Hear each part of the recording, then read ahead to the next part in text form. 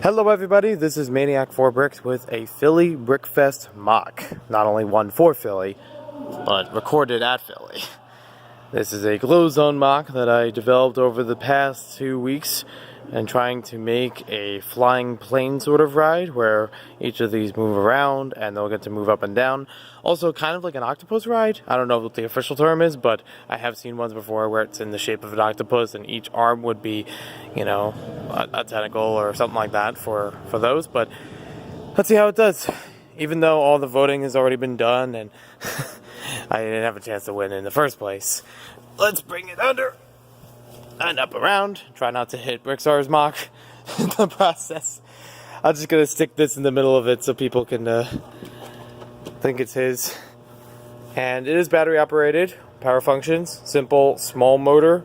It has just enough room on the inside of it, gear-wise, to make it at the right speed without being too fast, and has just the right amount of distance between parts in the Technic axle to make it happen. So I do like how it glows under here, but I was trying to make the main mechanism actually work. You see, the idea was each of these sides, when they spin around, would have this wheel turning on a whole bunch of tiles. And when it turns on there, because it's on an axle, it would be pushing this part up and down like a piston. I also had this so they would maneuver back and forth so that it would be up and down, but it would also teeter-totter back and forth. The problem is, I really don't know. I just know that it can't exactly line up that well for the tires to reach the tiles underneath it. I've asked Agents of Mock, and he suggested putting a plate layer on there, and it was a good attempt at first, but when everything was finally assembled, it seems like the weight above it was actually pulling the tire up, so it couldn't fully rest on top of the tiles. I don't know exactly, but at least you get to see it in action. Oh, that's reverse. Now we'll do a forward. So you might see every once in a while that they might teeter-totter up and down, but for right now they're all pretty much in a downward motion. But you know, sometimes it works, sometimes it doesn't, but I'm still happy that there was a nice assembly to it. I really did like adding a checkerboard pattern to it with the light bluish gray, the dark bluish gray as an accent, black, and the somebody popped off the right, and the dark red to go in between things.